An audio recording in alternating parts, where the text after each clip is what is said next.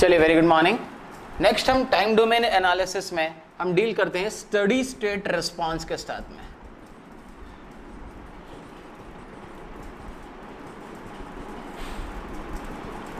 Clear?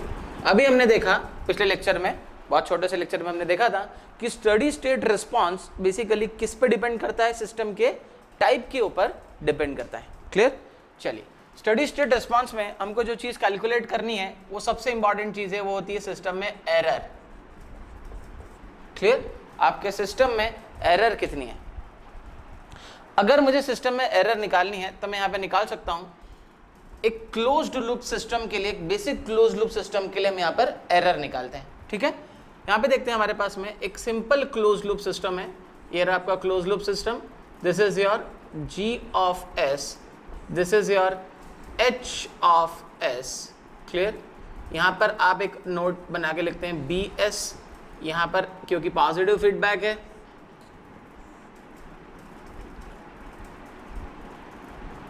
चलिए, ये है आपका RS इनपुट, ये है आपका C of S। I am sorry, negative feedback है, शायद मैंने अभी बोल दिया पॉजिटिव फीडबैक है। It is a negative feedback system. Clear? चलिए, इसके लिए अब हम एरर निकालते हैं। तो एरर कहाँ है? इनपुट और आपके फीडबैक पाथ से जो रिस्पॉन्स आ रहा है, इन दोनों को सब्सट्रैक्ट करने के बाद यहां पर मिलती है आपकी एरर। क्लियर? चलिए, सबसे पहले E ऑफ S की वैल्यू लिख देते हैं, बेसिक से चालू करते हैं। E ऑफ S एरर की वैल्यू होगी RS minus BS, is nothing but R of S minus B of S। Clear? B of S की वैल्यू क्या है? CS यहां से आ रहा है और वो H ऑफ S से क्या होगा? मल्टीप्लाई होगा, यही B ऑफ S की वैल्यू है। क्लियर? तो यहां पे पहले ब्रैकेट में लिख देता हूं, B ऑफ S की वैल्यू क्या निकली? C of S into H of S, C of S into H of S। तो हो जाएगा आपका RS minus C of S into H of S। Clear? Next step में आप C ऑफ S की भी वैल्यू लिख सकते हैं। यहां पर C ऑफ S क्या आ रहा है? E ऑफ S जब मल्टीप्लाई होगा G ऑफ S के साथ तो मिलेगा C ऑफ S। तो यहां पे लिखने का तरीका ऐसा होगा, R of S minus E of S into G of S into H of S। Clear? जहां पर आपने क्या लिख दिया?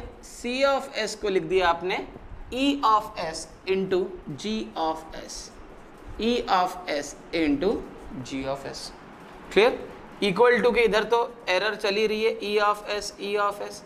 ये यहाँ पर भी E ऑफ S है, यहाँ पर भी E ऑफ S है। मैं इस पूरी टर्म को उठा के इस तरफ ला रहा हूँ, तो लिखने का तरीका होगा E of S plus E of S into G of S into H of S is equal to R of S। यहां से हम E ऑफ S कैलकुलेट कर सकते हैं, वो निकलेगा R of S upon 1 plus GS into HS। This is your error. आपने error calculate कर ली है, पर किस डोमेन में निकाली है? फ्रीक्वेंसी डोमेन में निकाली, क्योंकि साथ साथ क्या है? S अटैच्ड है। क्लियर? अगर एरर की बेसिक डेफिनेशन की बात करूं तो बेसिक डेफिनेशन एरर की होती है टाइम डोमेन में। क्लियर? टाइम डोमेन में आपने एक अप्लाई करा है इनपुट सिग्नल। क्लियर? और आपको मिला है उसका रिस्पांस यानी कि आउटपुट। क्लियर? तो टाइम डोमेन में इन्फिनिटी पर जाकर, यानी कि बहुत समय बाद इन्फिनिटी पर जाकर आपको इनपुट और आउटपुट के बीच में जो भी वैल्यू मिलती है उस वैल्यू को आप बोलते हैं एरर। क्लियर? टाइम डोमेन में इन्फिनिटी पर जाकर इनपुट और आउटपुट के बीच में जो भी आपको वैल्यू मिलती है उसको बोलते हैं आप एरर। ये आपने एक्सप्रेशन किस डोमेन में निकाला है? फ्रीक्वेंसी डोमेन में। तो फ्रीक्वेंसी डोमेन से आपको जाना है टाइम डोमेन में, और टाइम डोमेन में भी कहां पर जाना है? टाइम डोमेन में जाना है t टेंड्स टू इन्फिनिटी पर जाना है। क्लियर?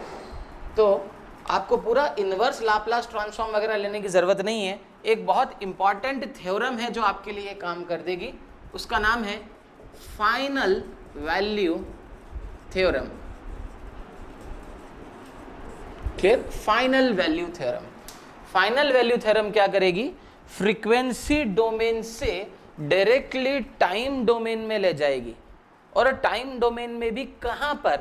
एक स्पेसिफिक वैल्यू पर ले जाएगी। उस वैल्यू की जगह है t tends to infinite. Clear? तो फाइनल वैल्यू थ्योरम लगाने से पहले ये जो एरर एग्जिस्ट कर रही है, इस एरर को मैं नाम दे देता हूं ESS। तो मुझे अगर ESS की वैल्यू चाहिए तो फाइनल वैल्यू थ्योरम इस तरीके से अप्लाई करते हैं, limit S tends to 0 S into G S into E of S।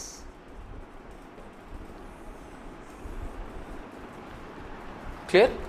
अगर आपको टाइम डोमेन में ESS लिखा है यहां पर, है ना, ESS लिखा है यहां पर, टाइम डोमेन में इन्फिनिटी पर जाकर वैल्यू चाहिए, तो फ्रीक्वेंसी डोमेन में जो भी आपका ट्रांसफर फंक्शन हो, उस ट्रांसफर फंक्शन के साथ में S का मल्टीप्लाई करो और नीचे S टेंडिंग टू 0 डाल दो। क्लियर? सर बाकी सब बात समझ में आ गई, पर कंफ्यूजन ये है कि S टेंडिंग टू 0 क्यों डाला? S का मतलब क्या होता है? S tending to J omega, S tending to J omega, omega 2 pi f। आप देख सकते हैं time is equal to 1/f। Clear? अगर मैं ओमेगा की जगह 0 डाल रहा हूं, मतलब डायरेक्टली f की जगह पर 0 डाल रहा हूं, और एनीथिंग अपॉन 0 इज इनफाइनाइट। इस वजह से s टेंडिंग टू 0 डालने पर मुझे टाइम डोमेन में इन्फिनिटी पर जाकर वैल्यू मिल रही है। This is your final value theorem. Clear? चलिए मैं फाइनल वैल्यू थ्योरम इस पर अप्लाई कर रहा हूं, और अब इसके अब देखते हैं कि फाइनल वैल्यू थ्योरम अप्लाई करने के बाद क्या होता है। तो मैं अब लिख रहा हूं ESS is nothing but limit S tending to 0, clear, S into RS upon 1 plus GS into H of S। This is your study state error in time domain, at t tends to infinity. Clear? चलिए बहुत important relationship है। अब हम अलग अलग input apply करके देखते हैं कि RS की वैल्यू अगर हम चेंज करेंगे तो स्टडी स्टेट एरर किस हिसाब से चेंज होगी, या स्टडी स्टेट एरर में क्या चेंजेस आएंगे। क्लियर? तो हम हेडिंग डाल सकते हैं study state error for different types of input. Clear? Steady state error for different types of input। Clear? तो सबसे पहला हम लेते हैं, यहां पे हम लेते हैं स्टेप इनपुट। पहला हम जो लेते हैं उसका नाम है यूनिट स्टेप। नहीं ले रहा, यूनिट मतलब 1 वैल्यू हो जाएगी। जनरल इसको सॉल्व करते हैं। सबसे पहला हम लेते हैं स्टेप इनपुट। क्लियर? स्टेप का मतलब क्या हो गया? अब जो RS की वैल्यू है वो हो गई है आपकी A/S। क्लियर? अगर यूनिट स्टेप होता तो A की वैल्यू 1 कर देते, तो 1/S। क्लियर? तो मैं स्टेप इनपुट में लिख रहा हूं ESS is equals to limit S tending to 0 S into RS की जगह पर आएगा A/S upon 1 plus GS into H of S। Clear? चलिए और आगे बढ़ते हैं। यहां पर हम S से S पहले कैंसिल कर देते हैं, ये S से ये S कैंसिल। क्लियर? तो आपको जो वैल्यू मिलेगी वो मिलेगी A। इसके साथ में तो कोई S है ही नहीं, 1 के साथ में भी कोई S नहीं है, प्लस लिमिट डायरेक्टली यहीं पर ही आ जाएगी क्योंकि इन दोनों के साथ तो S है ही नहीं। Limit S tending to 0 GS into H of S। Clear? तो यहां पर मैं एक नया कांस्टेंट डिफाइन कर रहा हूं, वो है limit S tending to 0 GS into H of S को हम आज से बोलेंगे KP। Kp is called as position error constant. Clear? तो ये हो जाएगा a upon 1 plus K P, steady state error आ गई, E S S is equal to 1 upon a upon 1 plus K P. Clear? Similarly जैसा कि आपने step input के लिए डिराइव करा, आप यहां पर रैंप इनपुट के लिए भी सॉल्व कर सकते हैं. क्लियर?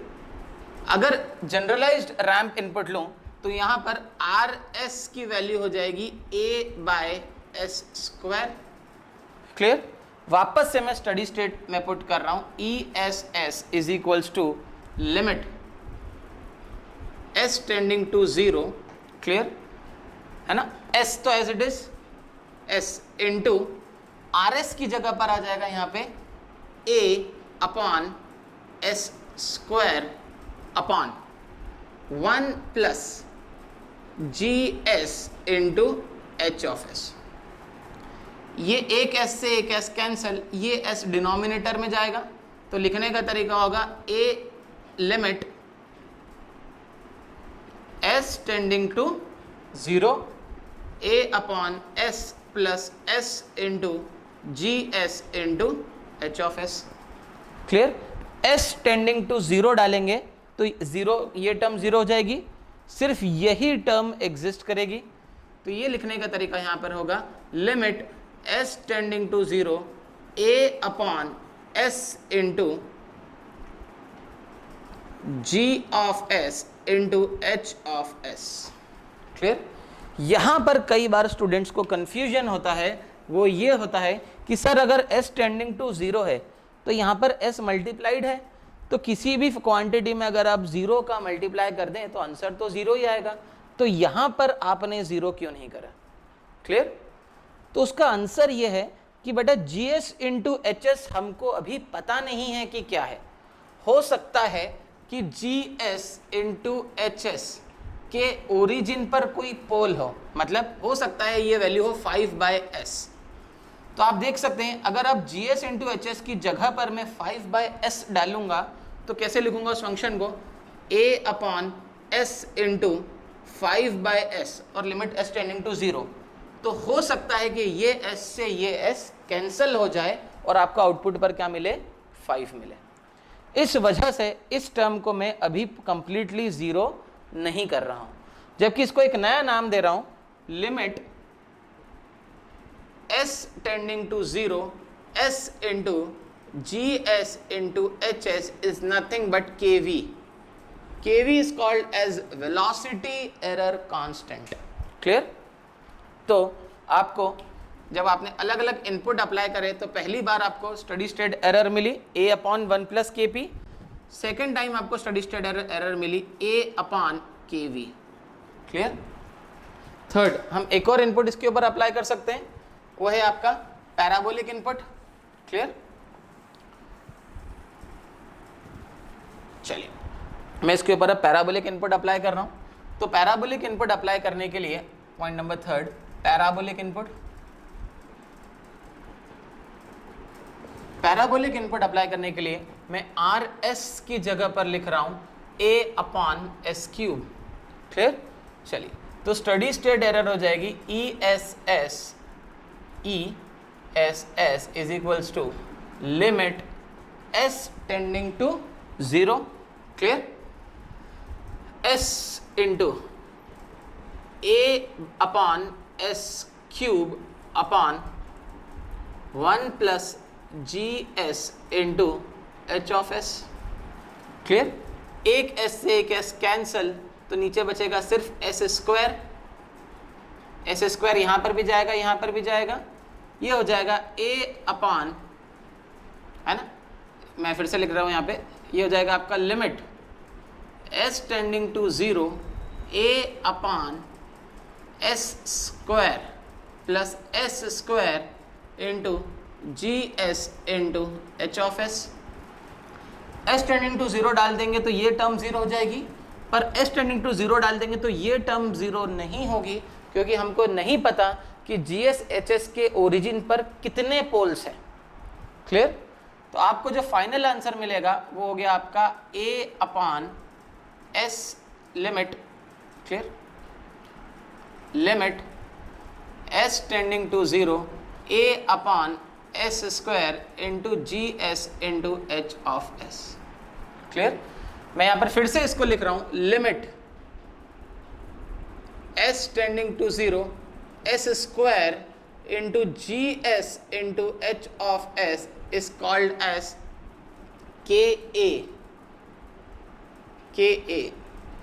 ka को हम बोलते हैं acceleration error constant. Clear? ka is called as acceleration error constant. तो आप देख सकते हैं ये मिला आपको a upon ka। Clear? So this was your steady state error analysis with respect to different types of input applied. Thank you.